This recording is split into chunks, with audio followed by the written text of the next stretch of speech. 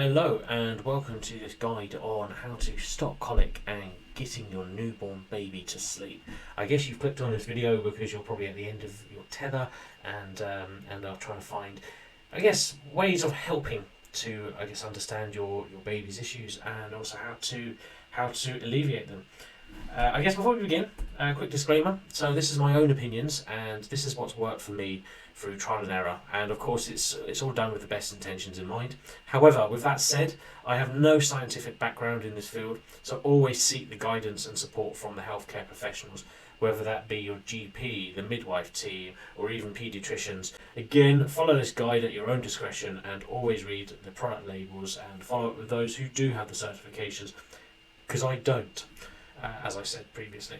So, let's set the scene here, and you've had the pre-baby classes and you've been sold the brochure that this thing's going to be absolutely amazing and really easy to do, and you're just going to have a baby in the first couple of weeks that eats, sleeps, nappy change and repeats. And I guess for the most part of that is true. However, of course, you've also been told things like, oh yes, this is going to get easier from 6 weeks onwards. And then reality hits and you're 10 weeks in and you've still got a cranky baby. And of course now you've got two more crankier parents who haven't really had any good night's sleep. And I guess they're not really thinking very clearly. Now, thankfully, it does get easier. Now, yeah, there are going to be many bumps along the road. And hopefully you're going to learn a couple of things from this video on how to help manage these challenging times. So to set the scene, my baby, she was born, we had to, induce her early because they had no idea why she was so diddy and small inside her mummy's tummy. The 20-week scan in the UK showed her growing normally, and then after the 36-week scan, we were told that she was anywhere between 2.2 or 2 kilos to 2.2 kilos. And of course that puts her in below the 0.5th percentile in the Red Book. So, of course, with that, she had a load of issues, and she was colic for about 15 weeks.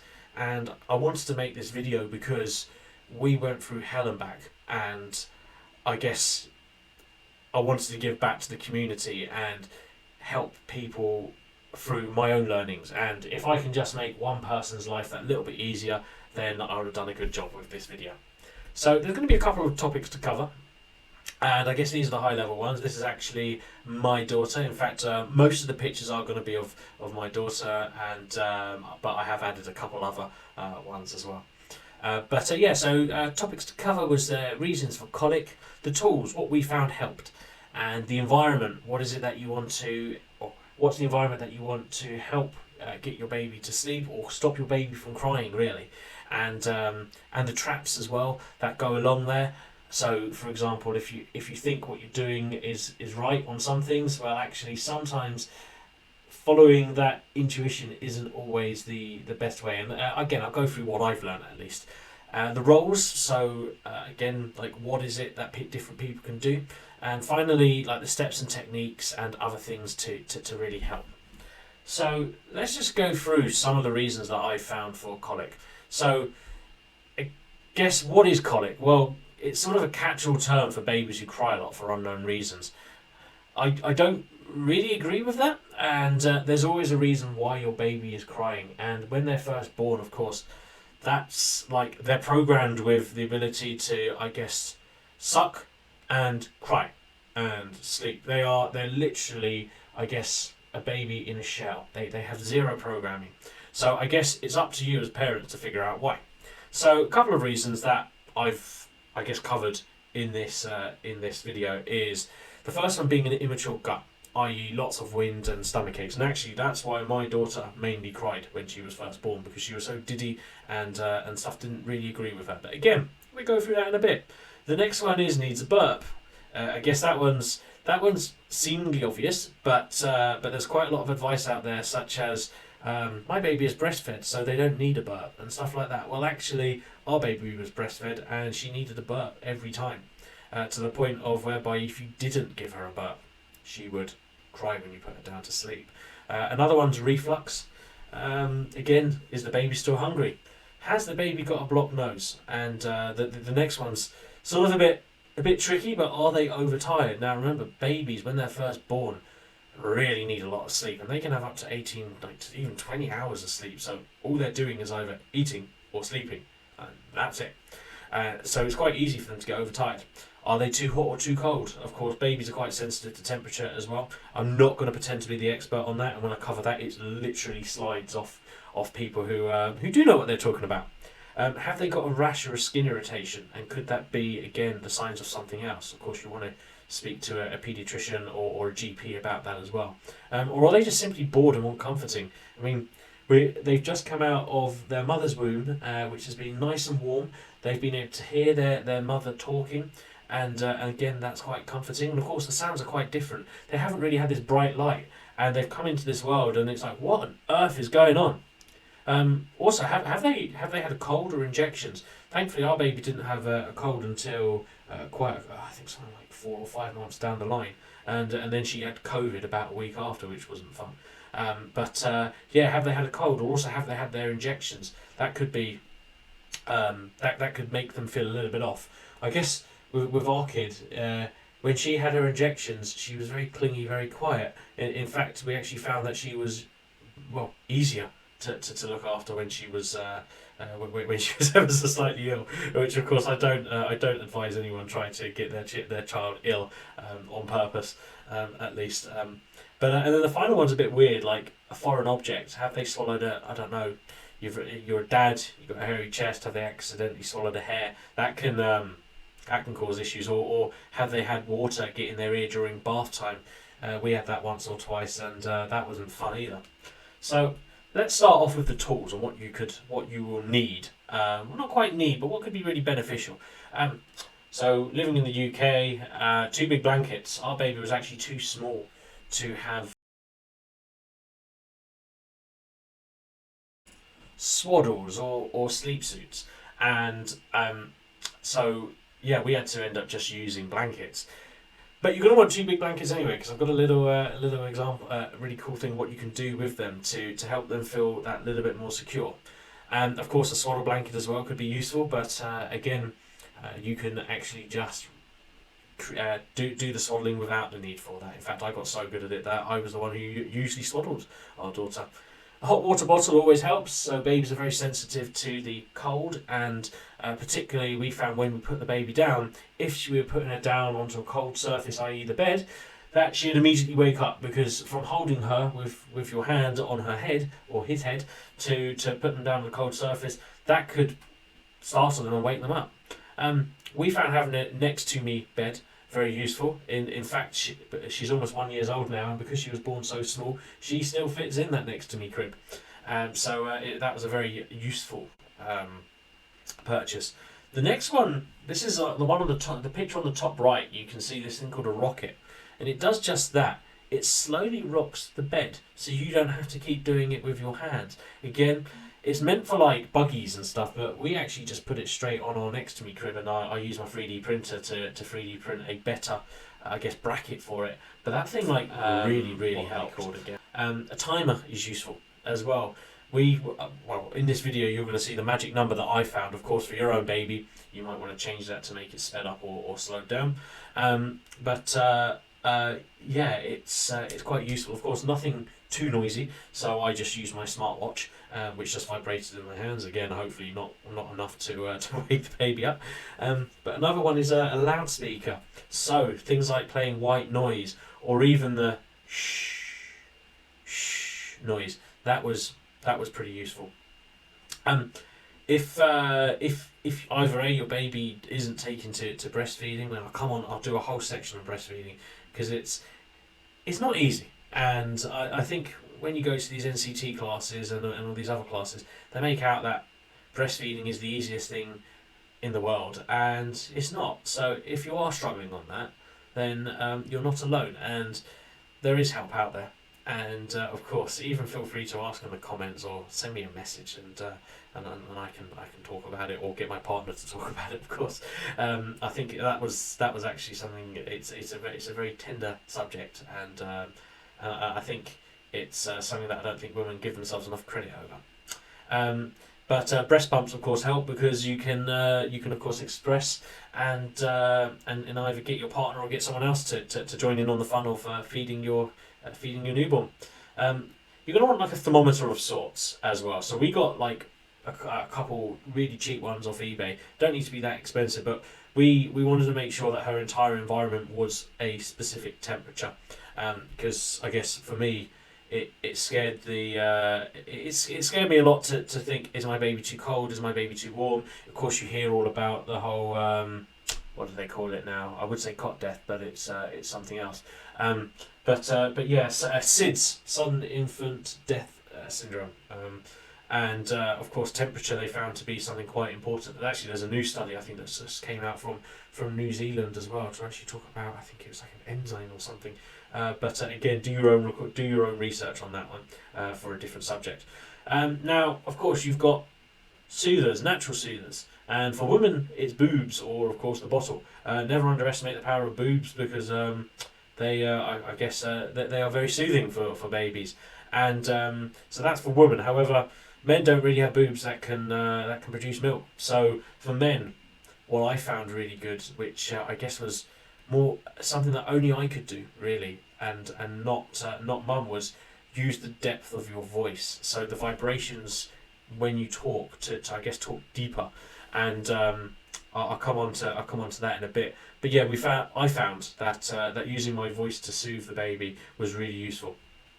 You might find Coleaf useful as well. Again, read the label on that. And finally, gripe water useful. Again, both of those, read the label. And finally, the last thing that you need is a ton of patience. It's all of your baby crying and what have you is in a weird and roundabout way, a way of bonding with your baby. We've had colic, and I mean for like 6-7 hours at a time when we first started off, and nothing we could do stopped this baby from crying until, of course, come on to the tools and come on to like what you can actually do to help stop your baby, and I guess give them comfort, because that's what they want. They want to feel comforted, and what you can do on that front. So I guess let's move on to the environment, so yeah, the environment for stopping your baby from crying, and getting them back to sleep after, I guess giving them milk, or if they're tired, is I guess keep the environment consistent. If you're gonna have the lights on, keep them on 24/7, or at least when you're trying to put your baby to sleep. Don't make it pitch black. From what we found, have it I guess just dark. So actually we used a salt lamp, and we actually kept that thing on 24/7. Also limit the background noise, and you can do that by drowning it out, and even overpowering it. So when our daughter was first born, she we lived right next to a train station, and you could feel the vibrations as the train went by, and you could also hear the trains going by, particularly the one at 1:30 in the morning. And what we found was that drowning it out with white noise could help. In fact, if you hopefully Alexa doesn't do this, but you can ask Alexa to play white noise, and or you can just open it up on your phone or play it via YouTube, and we found that really, really useful. Keep the temperature consistent. Pick a temperature and keep to it. And as I said earlier, put some thermometers around the house, wherever you're going to settle them to sleep. So I used to settle her to sleep in the living room, but then I'd walk into the bedroom to put her back to sleep. Now that helped, because that meant that mum could fall asleep whilst I was putting the baby to sleep, and we could take it in turns so that one of us could get decent sleep, and whilst the other one was looking after the baby. And it really does, well, it takes a village to raise a baby, and of course in this day and age you don't really have the village, and particularly during COVID we found ourselves quite vulnerable, whereby we had very little support from, I guess, groups and what have you. But yeah, keep your environment consistent. And as you can see on the picture on the left, what we actually did was we had a swaddle, and then we put blankets around our baby. At that size, she was I think she was about a week old when we took that picture. And of course she has her eyes open, so I guess she had just woken up on that picture. Funny enough, she used to always sleep on her right hand side. Now she sleeps on her left. Who knew? So temperatures. So yeah, this is from the baby centre. and it's got some advice on again. They've even had a disclaimer on this infograph, and so yeah, there's different temperatures that they recommend, different I guess what to wear and what have you. So have a look at the baby centre, and this has given you some examples of between 15 to 17 degrees Celsius. Give them a 2.5 tog sleep suit or swaddler, and then of course the other items that go with it. Again, so what should my baby wear at night? Using blankets instead. Again, just pause the video and have a quick read of this. Signs that your baby's too hot as well. So damp hair, flushed cheeks, sweating, rapid breathing, tummy feels hot or clammy to the touch, also a heat rash. So one thing I think I heard or I was told or read somewhere was that when babies are first born, they haven't quite got their sweat glands fully developed. So it really is important to make sure that you don't overheat your baby. And in fact, I think that I read somewhere, again, get proper advice on this, because this is it's very important that you get this information from the right person. And I am not the right person to advise on this, but yeah, I think they said it's more beneficial to have your baby ever so slightly cold rather than too hot, because of course they can become dehydrated if they're too hot, and then of course they can't start crying to alert you that they're too warm. But of course if they're too cold, they start shivering and then they wake up and cry as well. But again, seek professional advice. I am not a professional on that. Onto the traps. So it's night time, and of course you're dreading. It's too dark and your baby's going to just sleep without getting a burp in. In my mind, it's actually quicker just to get the inevitable out of the way. Your baby's gone to sleep within like a minute of you trying to put them to sleep. Just put them down. If they sleep, great. If not, which we found more often, they're going to wake up very soon, and I mean like within like 30 seconds to 2 minutes. Then once they've woken up, you can then burp them. The next one is my baby is breastfed and therefore does not need burping. There's one choice. You can carry on believing that when they keep refluxing. And we found that our baby still does need a burp every time they feed. Of course, now my baby is 11 months old. This video has been a very long time in the making, but yeah, we found that we needed a burp every time.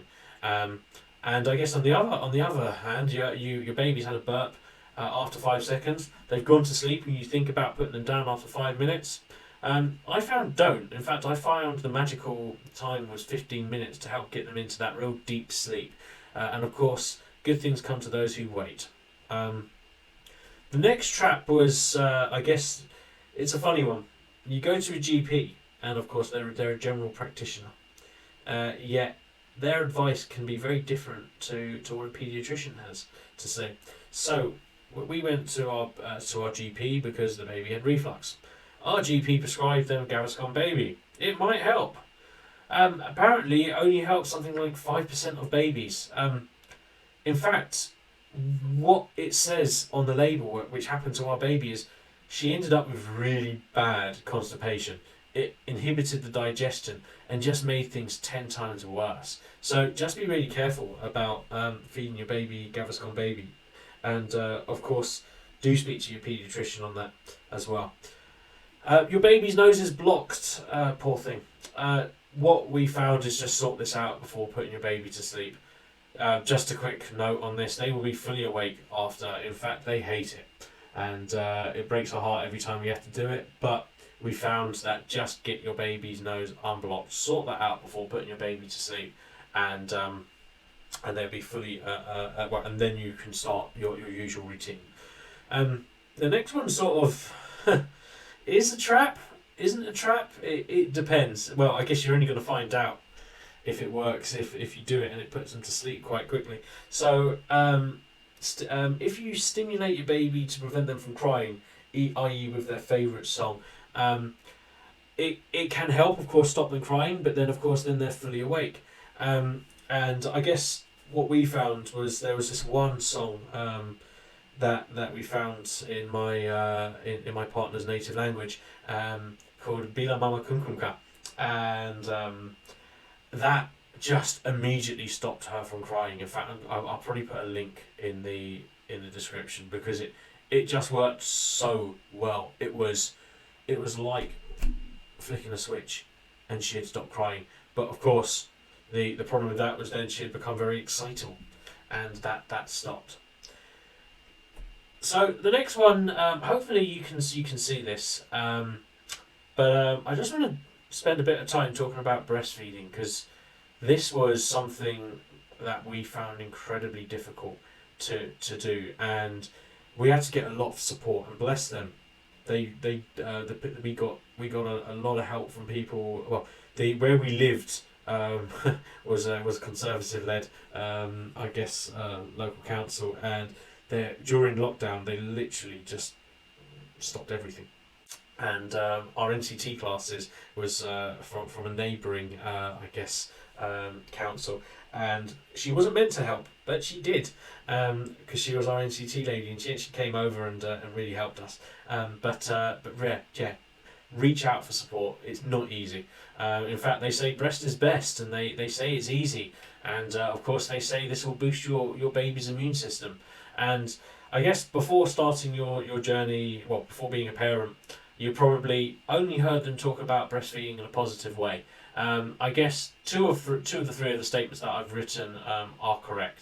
I guess, yeah, breast probably is best, and yes, it will give you your own immune system, and it will help them. How much it does, not too sure. I guess breast is best is a bit of a funny one, because breastfed babies don't grow as quickly as non-breastfed babies, and of course. Then when you go into the weigh-in and your baby's not putting on as much weight as you hoped they would, they then go, oh yeah, you might want to consider giving them formula as well. Well, hang on a second. I thought you said that when feeding your baby that your supply will of course match your baby's needs. So yeah, this is getting a little bit I guess contradicting.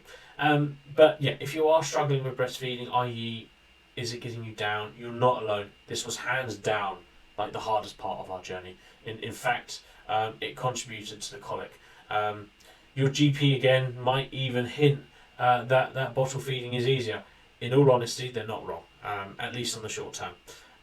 It's bottle feeding was the wonder tool. However, with that said, it messed with mum's supply, and again, that's not good either. However, if your baby is hungry and you're not able to give them the nourishment, you've not, via breastfeeding alone, you've not failed as a parent. Of course, you might probably, as you're hearing this, think, oh, but I secretly have. No, you have not failed as a parent.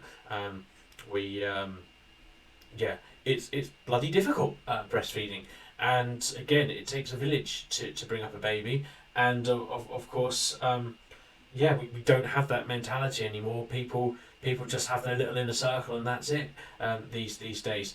So no wonder why people give up so soon breastfeeding. But yeah, I guess what do they not tell you?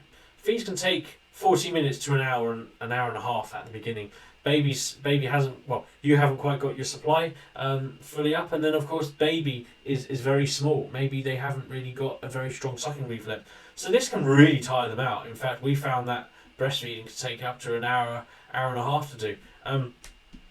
You might have like unpronounced or inverted nipples as well, so your baby finds it difficult to latch. A quick fix to that is actually nipple shields. Number one, they can stop it from hurting, i.e. if you've got cracked nipples and that sort of stuff, but also if you've got inverted nipples, or your nipples don't protrude as much as you'd like them to, I guess it helps your baby suckle on them. Now, it is less efficient, however it can really help. Of course, backache as well is a big issue. And I guess nipple confusion. You're giving them the bottle, you're giving them nipple. They don't know. Again, this is really difficult to work with. Maybe your baby's got tongue tied. You're doing absolutely nothing wrong, but they simply are tongue tied. Again, speak to your GP about that. And apparently there's a procedure. We didn't end up doing that in the end, whilst our baby was tongue tied. But again, it's apparently a very quick and easy procedure, and from what I've heard, people who have it done have never looked back, and they thought it was the best thing since sliced bread. You could have mastitis. again, go to your GP about that one and get that sorted. You don't have to suffer in silence. Um, we've also got the thing. This one's a weird one, but we had this with berries. In fact, you'll see a picture later about that. But some foods can be passed on to your baby from the breast milk and cause intolerance, e.g., cow's milk. We actually found that we had to move on to goat's milk for a little. Well, Mum had to go into goat's milk, which she was not happy about as well, and she had to stop eating blueberries of all things because our daughter ended up getting loads of these tiny little spots everywhere and a rash. Engorgement as well. Your baby's asleep and it's almost been 3 hours, that magical number when you're first born, and you're fully engorged.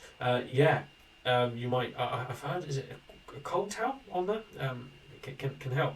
And of course, not to mention, look up something called demur.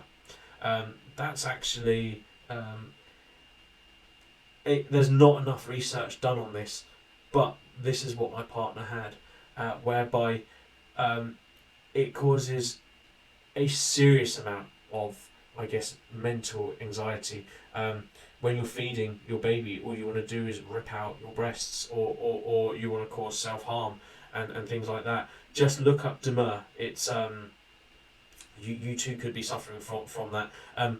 I guess I think it's something like dopamine levels drop too quickly, or something similar. Again, look it up. It affects more people than, I guess, anyone cares. Well, it affects so many people, but no one's ever diagnosed by it because it's one of those newly discovered things that most GPs don't even know about it. But there are ways of coping with it, and I guess that's where, if you're lucky enough to have a partner to help, again, look out for those signs that your partner is massively anxious. And of course, when the baby's not feeding properly or latching properly, it can be seriously difficult and make it even more difficult. So everyone look up demur, and have watch a couple of videos on it, or read into it, and maybe you're suffering from that as well. Again, learn to forgive yourself is probably the biggest take on breastfeeding. You're not going to get it right first time. Why? Just because you've got boobs doesn't mean that that you're gonna be effective, or your baby will be effective. It's a two-way thing. Your baby needs to learn how to use your boobs, and of course, you need to know how to properly and effectively latch your baby onto them. So we've already gone through a couple of the quick fixes. So nipple shields, tongue tie procedure, combi feeding. Again, I've said this before. You've not failed as a parent. Just remind that. Take your pride and shove it out the window. At the end of the day, it's most important that your baby gets fed. Maybe they're too exhausted to feed, and then of course they could end up in hospital eventually if they're undernourished. So take your pride, swallow it, and I guess make up a bottle. You can also do things like expressing milk, and we found actually that the Lanzalo double pump worked really well. So you don't have to go and buy Medela. Now the Medela Swing Flex Double was very good, and Lanzalo was like half the price, well not even half the price, a tenth of the price, and that worked really well. I'd say, well, we actually used both, but the Lanzalo was about 90% as good as the Medela and doesn't break the bank. Again, don't feel too proud to buy new. In fact, the amount of things that we've bought secondhand for our baby is brilliant, in all honesty. That's the only way I can say that. The world's running out of resources, so why do you have to keep buying new all the time? Again, if that's your choice and it works for you, then great. But that's my take on it anyway. I guess what is kind of, I guess, a contradiction is on the combi feeding. We found that we needed to wean her off the combi feeding and go back to exclusive breast, or completely give up the breast completely. I'd probably say try and do one or the other.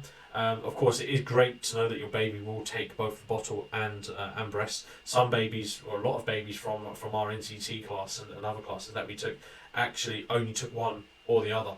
It gets kind of funny after the first 6 months because overnight they're like, nope, I don't want the boob anymore. That can be a bit of a challenge. Or no, I don't want the bottle anymore. And of course, then you've got to increase your supply somehow. Again, it's a tricky, fun, let's call it, subject. But of course, the reason why I've included it on colic is because, maybe your baby does need to be combi fed, or have, for example, what a bottle feed once a day or something, just to help top them up. But yeah, so the long-term fix is, of course, knowledge. With knowledge comes power, and with power comes change. Speak to a lactation consultant, breastfeeding counsellors. Basically, speak to someone who's evidence-based and not a bloke talking into a microphone. And don't feel like, yeah, I'm going to speak to the first parent that comes along, and they'll be able to offer advice. Well, unless they've had 10 kids, and they know everything. I mean, who is it? My great grandmother apparently was called the baby whisperer. She had 9 children, and was the only one who could stop apparently my sister from crying when she was born, and she was just brilliant with babies. So yeah, experience can come into it, but of course, do speak to the, I guess, professionals on that. So let's go on to the roles. And I guess if you're lucky enough to have help, then this does split nicely into 2 people. I wouldn't get overly, I guess, caught up on who does what, but I guess just make sure that you have got effective communication with that second person. So, yeah, choose who you want to be, person 1 or person 2. Of course, it may be, if you're breastfeeding, that the mother is person 1 by default, because the other person possibly can't, unless, of course, you've expressed. Again, yeah, it's down to you. I'm not going to teach you how to suck eggs. So, yeah, person 1 feeds the baby, supplements as well, i.e. bright water, co-leaf, whatever's needed. And then what they do is they hand that baby off to the other person, and they get some well-deserved breaks. But before they do that, they prepare the bed, get the hot water bottle ready, and put that onto the bed just before sleep. They also, once that person has got that baby to sleep, or person 2's got the baby to sleep, they will signal and wake up their partner should they be asleep, or the other person rather, to switch on the rocket, move that hot water bottle out of the way, and of course switch on the loudspeaker before they come into the room. Perhaps you've already got the loudspeaker playing white noise in the room that you're trying to put the baby into, and of course it makes sense to have that sound going throughout so that there's no alarming the baby. The other person, I guess, i.e. when the baby first wakes up, they're going to need to change the nappy. Whilst they're changing the nappy, they can be sterilising the bottles and making up the feeds. Of course, it always makes sense to sterilise the bottles ready for the next feed, because they will last a bit of time. We actually sort of wish that we bought this when baby was first born, but we ended up buying a UV steriliser, and it was a game changer, because this one was also portable, so you could, when we were ready to start going out, you could sterilise the bottles on the go. So yeah, that was super helpful. But I digress. So yeah, person 2 can sort of like make up the feeds as well if they're bottle fed, or I guess co-fed, so feeding both by breastfed and topped up with bottle at the end. They're also the keeper of time, because well, they're going to have to put the baby to sleep and monitor. So I think I said earlier about that 15 minutes that I found was the best time. Of course, you might have to increase or decrease that, but they of course need to keep track of when the baby has actually fallen asleep, to which you will know with your baby, i.e. they snore a little bit or their breathing changes. So you'll know when they're asleep. They will rock that baby to sleep, and then they will put them down. But of course, it can be a bit difficult, and you might, I guess, rock the baby ever so slightly, or jolt the baby if you have to try and move that hot water bottle out of the way, or switch on the rocket. So that's why you get your partner to help. And of course, when you're coming back into that room, they'll probably be asleep, let's face it. You don't get much sleep when the baby's first born, so you might have to just gently wake them up and finish off the routine in the bedroom whilst they get the final bits ready. But you get the idea. 2 people, different roles. So let's move on to the steps. And I guess all roads lead to Rome. You'll have different steps, and so what I found was it was worth trying out that final routine first, which I'll come on to at the end. But yeah, they won't always have colic, and we found routine was king. It's worth mentioning your baby will eventually sleep out of exhaustion. However, it may take double the time, and really, I guess until then, keep going through these motions that I'm about to show you, and to figure out what's wrong, and then proceed with what I call the famous which I'll come on to in a bit. Go through these steps to figure out what is the cause of the colic, and sometimes there might be more than one reason. But I find that they tend to cry the most about what their biggest issue is. They stop crying, and then they start crying again once you've satisfied one issue. You might need to repeat these as well. It does take patience. There's no silver bullet on stopping colic. It takes time, patience, dedication, and sometimes a bit of coffee. Once you've got everything sorted, it's then time to perform the final routine for perhaps a second or third time. So let's figure out what it is. So why are they crying? You've tried. Well, I'll just do the final routine at the very end. But you've tried putting them to sleep. They're not sleeping. The first thing could be an immature gut. It happens more often than not. They're bloated. The baby's curling into a ball. They're crying, inconsolable, and that's even without food. It's difficult figuring out that the baby's in pain. But again, try this. This is actually the main reason for our baby's colic. Introduce co-leaf. If breastfeeding, just express into a spoon and then add some drops to it. To the manufacturer's instructions, of course. Possibly try and introduce gripe water too. It didn't really work for us, but every baby's different. What did work though is placing the baby at a 30-degree angle. What I used to do is lie down on the bed or the sofa and just rest them on my knees, which made up the 30-degree angle, and just grab their legs and I guess do like a cycling motion with it. And every 50 or so, push both legs together, almost like to squeeze the baby, but don't obviously squeeze them hard. But yeah, that can sort of like just get a fart out, really, I guess, for lack of a better word. And yeah, hopefully they'll give you a smelly present. So yeah, you might have to keep doing that. Again, if you then decide, oh, it might not be that. Remember, they might be bloated, but it might not be their main reason why they've got the colic. So again, you might have to keep repeating that. But yeah, I found generally that the immature gut was the main thing. They need a burp. What's the symptoms? Well, they won't settle. They haven't got the burp. We found every time they needed the burp. I found also that they would start crying the second you put them horizontal, whether that be you transitioning from holding over their head, so holding over your shoulder, to then cradling them, or trying to put them to sleep. You also find they can get reflux. You put them down, they puke all over the place. Why? Because they haven't had that burp. It needs to come out somewhere. And of course, if you put them down, try and get them to sleep, and they start refluxing, well, you're back at square one. So, what to do? Good news is actually you can just do the final routine, because the rhythmic motion of what the final routine is will help them and induce burping. I find keeping them upright helps. Let gravity work for you, i.e. water goes down, oxygen being lighter than water goes up. So over your shoulder, sort of what you can see on that third picture, or the picture on the very right hand side. Hold over the neck, lean them forward ever so slightly, and I don't know why I've written lying down, but yeah, just let. Oh yeah, there's multiple ways of doing it. You can have it so that you can put them on your hand facing forward and gently pat them as well. So that's another way. But I found that the over the shoulder technique worked best. And but yeah, also I keep mentioning this in case you haven't noticed. Breastfed babies we found did need the burp, and there's a little link on how to burp babies on the WikiHow, so just follow that link. Again, I talked about reflux in the previous slide. Symptoms: your baby keeps getting sick, either milk, curdled milk, or just water. We found the main thing that worked with that is just keep them upright, keep trying for that burp, and read the instructions on the milk as well. Is it old? We had a horrific experience in the hospital. So our baby was in hospital for a week. She ended up getting jaundice and yeah, had to go under the blue light. But when she was under the blue light, I spoke to someone who had twins, and they're like, "Oh, my babies keep getting sick. I don't know why."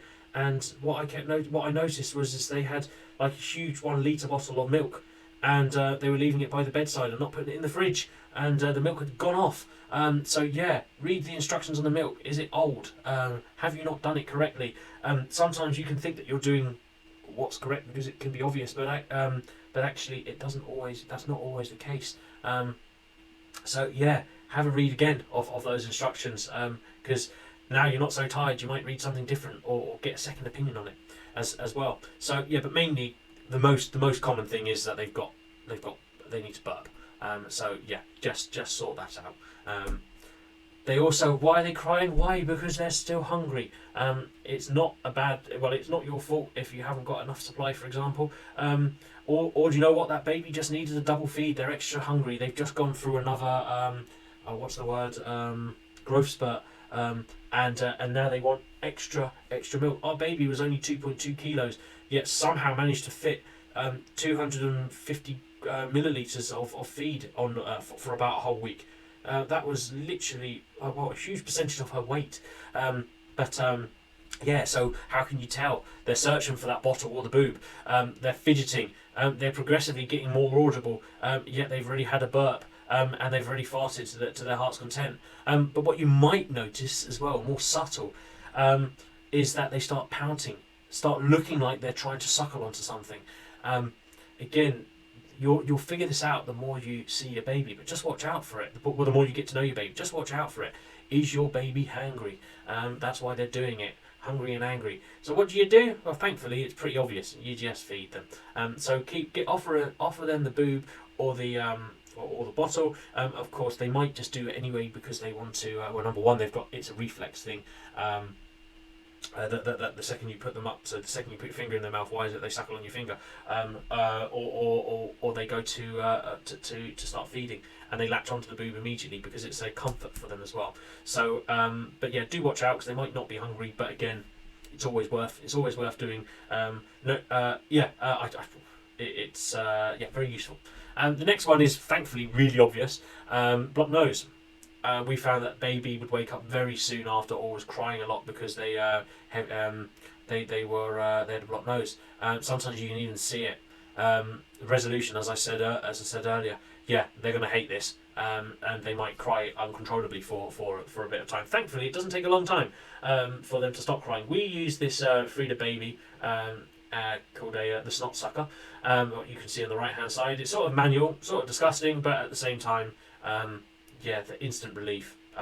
Even though they hate it, sometimes it's the lesser of two evils.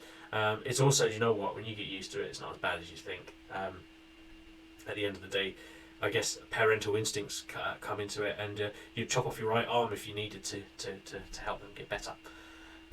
The next one is, sort of, I guess, a victim of their own demise, really. They started crying because you haven't, figured out why they're crying. They're now overly tired. They're not taking food, completely restless. There's no sign of tummy ache. They're just crying uncontrollably. Trying to get that upright and 30-degree angle isn't working. You've got a bright-faced baby, wearing appropriate clothes for temperature, so they're not too hot. What to do? This one's I guess, colic, summed up. You need to snap them out of it, their current thought process, and make them more relaxed. Here's where playing their favourite song can work. Lower the volume every 5 minutes, then 4 minutes, then 3 minutes, then 2 minutes, then 1 minute. Play your white noise. Keeping the low volume same factor. Now here's where loud rhythmic sounds work. So, I mean, you'll try anything. Yodeling, I found worked. Also, playing didgeridoo sounds worked. Also, I found this famous Om technique, the funny thing was I made it up because I was feeling a little bit, I guess, cranky myself, and I just thought, let's just, go Om, like that. It sounds really weird to do, but with a deep voice, actually the vibrations of your throat really does help soothe that baby. I used to, again, add in walking, which again, all this is part of the final technique as well. But sometimes a bit stronger bouncing, not quite shaking. Never shake a baby. It's very bad and can cause life-changing and life-threatening problems. Don't need to be a doctor to tell you that. Never, ever, ever shake your baby. But what this was a little bit more of a heavy footing.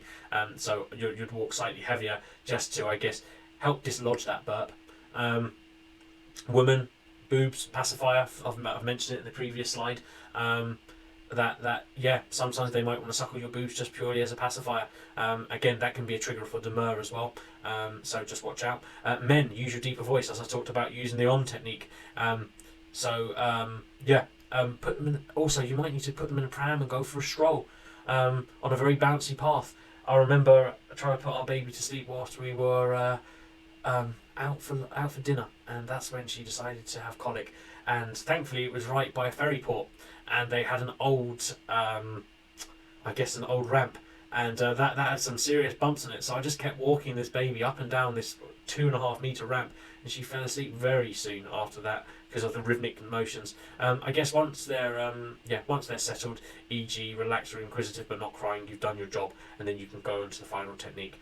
It's just a matter of getting them, snapping them out of what they've got to make them, less irritable. And then just a quick note, sometimes they might not like the smell of your perfume or aftershave. In fact, we just went without perfume and aftershave for a little bit, or at least lighten what you've got. For sure, it might help. Too hot, too cold. Again, please read the advice over mine. I'm not a doctor, I'm not a professional. But things that I found was they had dribbled on their clothing, and that made them slightly cold. And of course that went through onto their skin, and made them very irritable, so you might need to change their clothes. Too hot from too many layers. Heat waves. Apparently the British government said that we might be getting heat waves every 2 to 5 years now because of global warming. So heat waves can be a big thing, and it is really stressful trying to figure out what the right clothing is. Again, watch that guide or read that guide. Go on the internet and research it through trusted websites such as the NHS website, try and ascertain if that's it. Of course, you can use thermometers as well to determine if your baby is too hot as well. Are they sweating? Are they agitated? Or are they shivering? What to do? Try to keep the temperature constant. Keep that heating on, or keep that fan on. Open a window if you need to. Always change that baby's clothes if wet. They might cry more immediately, but you'll be thankful in the long run. Why? Because that is why they've got colic. One way or another, you've got to try and stop them from crying. Reduce the blankets or increase the blankets, and add or remove the baby grows where required. Now this next picture is actually of my baby. In fact, most of the pictures are the previous slide was too. She's a cool dudette. Skin rashes, irritation. Again, if you see rashes on the baby, seek professional advice. What we found, so this can be dangerous, so never second guess. We ended up calling 111 over this, and that actually seconded what a paediatrician friend thought it could be. That those rashes on the left were from berries, of all things. We found these are from our experience. Our baby had nappy rash, to which bepanthen really helped well on. Apparently, I've read just recently that just basic Vaseline will work, which is of course much cheaper. But we found that they had neck rash. Can you see that lovely skin roll here? Our baby got serious chafing on that, and what we found was putting a bit of bepanthen on them, even on their neck. In fact, anywhere where they ended up getting rashes, we ended up trying bepanthen, and it worked for everything really. Of course, maybe not around the eyes, but again, always read the label. As per my disclaimer, don't take my advice on that. Read the labels, make your own informed decisions on this. In our opinion, we actually found that bepanthen was better for nappy rash than Sudocrem, and much cheaper actually. 111 is, I guess, for non-emergencies in the UK, for anyone else reading this or watching this video as well. But definitely, you see these rashes, don't try and play doctor yourself, get advice. And of course, if you're unable to go to the GP, go and call up 111. Sometimes physically seeing these things is better than getting support over the phone. Bored or once comforting. I wish that was my baby. It's a great picture. Symptoms, they're not self-soothing, they're understimulated, i.e. zero playtime after feeds. Note, when your baby is young, you don't actually need playtime. All they want to do is eat, sleep, poo and repeat. Maybe they are starting to transition from that baby that needs just eating and sleeping to needing that little bit of comfort. So of course, because the baby's so young, you can the good thing is babies who are very young haven't learned to manipulate. So you comfort them, play with them, I don't know, Bebo, or just play with their feet, do, I don't know, an Eskimo kiss or something with them. You can ignore that the baby is bored or wants comforting, but there have been studies out there to show that this is detrimental in their development, which I guess is a little bit contrary to what Gina Ford says. Who I don't like Gina Ford. I'm not going to lie, but that's just my own preference. You do you, and that unfortunately wasn't how we wanted to bring up our baby. The next one is has a cold or has had their jabs. They do feel a little bit off after having a jab. We were lucky actually after 4 months to not experience a cold, so I couldn't advise on that during the colic phase of our baby. But we found that our baby didn't fare well for up to 48 hours after her jabs. So as I said previously, for the most part, she slept very well. In fact, better, with the exception of the third jab. When the colic had finished, whereby she got really, really hot. But we found actually that our first and third jabs were the worst, particularly the third jab. So what are the symptoms? Kind of obvious, really, but in the eye of the beholder. High temperature. Are they limp? Less energy? Are they moaning? Are they vomiting? Including, if you've ever watched the beginning of that Scary Movie 2 opening scene from many years ago, like serious projectile vomiting. But at that stage, it's time to call up 111. Call up for paediatrician, your doctor, depends what time of the day it is really, and get support if they're doing those projectile vomiting. What can you do though? Cowper. Talk to your doctors, read your leaflet, get advice. We also found, I didn't, at the time of writing this, I wrote this quite a long time ago actually, but Calpol or Nurofen. It is possible to give them both Calpol and Nurofen, just not at the same time. Again, get advice from your doctor, read the leaflets. We actually found when our daughter had COVID that we had to give them both Calpol and Nurofen, and we had to space it because our baby's temperature was 40 degrees. She actually ended up in hospital over it all. Remove clothing and bedding. When your baby has a cold and has a fever, we actually found that a lot of the time she ended up sleeping in a vest because we really did struggle to get her temperature down. Of course, anyone who's ill is going to want that extra cuddles and reassurance. In fact, it's strongly advised against, but I guess when needs must. We even put her in bed with us, which is a big no-no according to leading specialists. Again, it's not something I can advise at all. Because in fact it's bad advice, but that's what we found worked for us, and I guess we took a risk and got away with it. But definitely, that's why it's not written down.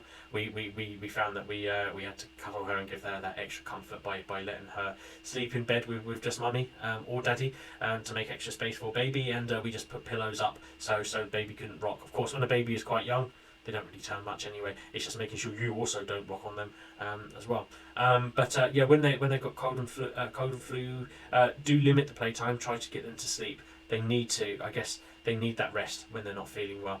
And just try the final routine. You might need to spend a little bit longer. So I keep saying 15 minutes for this final routine. It might take you 20 minutes to do the final routine when they're not well, even up to 25, 30 minutes. It could be a pain in the butt, but you might just need to spend longer doing that. This one is, I guess, the hardest one. Has a foreign object. Maybe they swallowed a hair. Maybe when you had bath time, you accidentally got a little bit of water in their ear, or they've got crap stuck under their skin folds. Again, of course, prevention is better than cure. If they have swallowed a hair, you're out of luck. Make sure it doesn't happen again. Really, I've been there. I feel for you. Likewise with water in the ear. They've just got to get rid of it, and there's nothing you're going to be able to do. Prevention's better than cure on that one. Do check their skin regularly as well, especially their skin folds around their neck, legs, etc. Again, we found the use of nappy rash cream helped. But what we did find, and it's kind of crazy, is how quickly their skin heals from like half an hour, and the rash had gone. It was really, really amazing how quickly these babies heal. Foreign object. Prevention's better than cure. So we've talked about all of those things what you can do.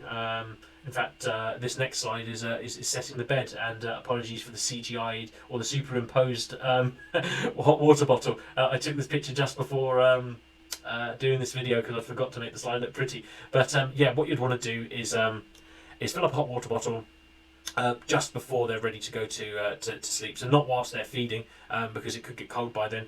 Fill up a hot water bottle, not with boiling hot water because that hot water bottle will break, but with hot water from the tap. Place that bottle where the head's going to be, because that's where you're going to get the skin contact with the bed. Doesn't need to be below. It just needs to be above. Get that U shape ready. So what we did was you roll up 2 blankets. I put 2 different colour blankets so you can see it in the picture, and have them ready to when you put the baby down. Now, of course, use your own intuition here. If it's a hotter climate, you probably ignore all those steps. Why? Because the bed's already hot. We tended only to use blankets when the baby was first born, actually, because she was extra tiny. So we didn't even have the bedding. Which actually I've forgotten to add as a point. You might even want to warm up the sleep blanket or the sheets that you're going to wrap your baby into as well, just for that initial extra hug of comfort as well. So I keep talking about it, but we're finally there. The final routine. Now, of course, this one's missing the U shape, and that was because of the temperature. But congratulations, you've made it to the final routine.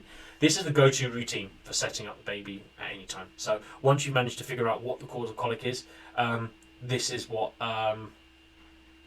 how I found to put the baby to sleep and get them to stop crying. Because generally you'd feed them, then they'd stop crying. How do you get them to stop crying and sleep? So have your partner prepare the bed. We talked about the rolls earlier. Hot water bottle in a cold environment, blankets ready, and again, we found it important to mirror the environment that you're putting your baby to sleep in, i.e. you're putting your baby to sleep in the living room, you then walk up the stairs, or not if you live in a flat, which we did at the time, and then make sure that the temperature from the room that you're putting them to sleep in over your shoulder is the same as everywhere you walk to eventually get your baby to sleep and put them in that crib. So what did I do? Hold them upright against your shoulder or neck and support them on their bottom.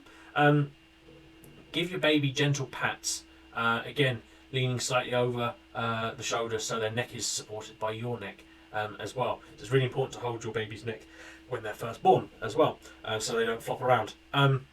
Alternate your hands regularly. Pat your baby whilst holding them up, and do that in rhythmic motions. It doesn't just help them burp, it also helps them feel reassured and sleep.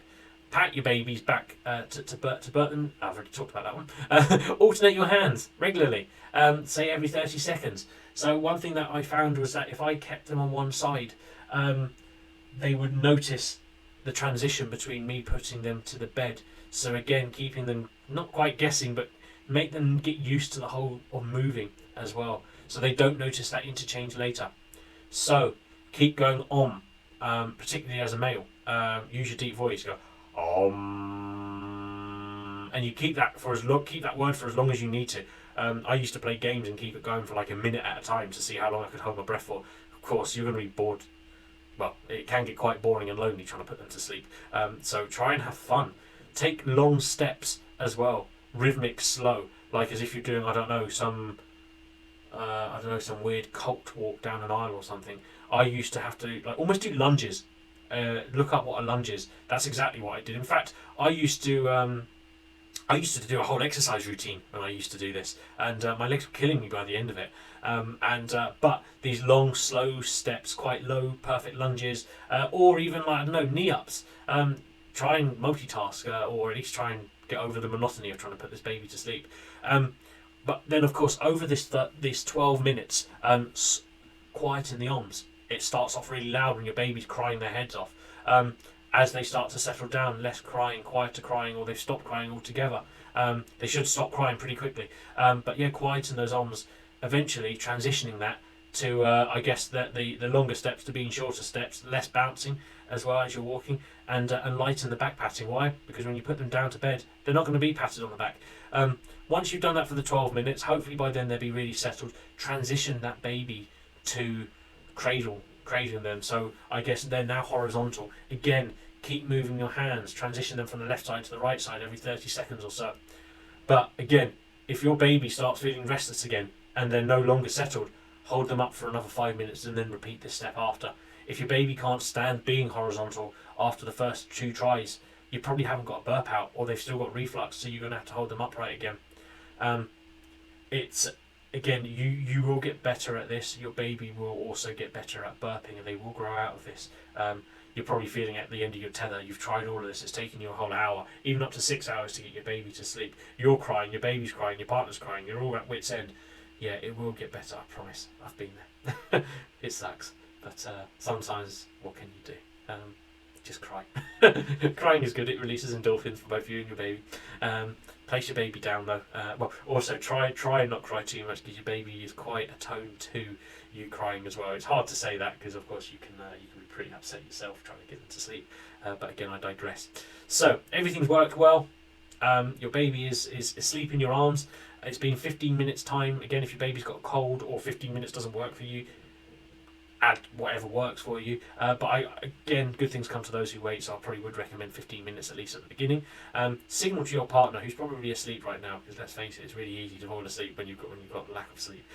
Get them to remove that hot water bottle, which is hopefully still hot, and switch on that rocket, because the rocket I think only stays on for about an hour, 30 to 45 minutes. Now is the time to place your baby down. Hopefully you've been swapping the arms out so they're used to it. Now you've got the final hurdle. Place them down and make and as you're placing them down, sort of lean into it. So really lean into the bed so that they're against your skin for as long as possible, and then just gently put them down. And then what I found was placing the hand on their tummy and making like quiet shh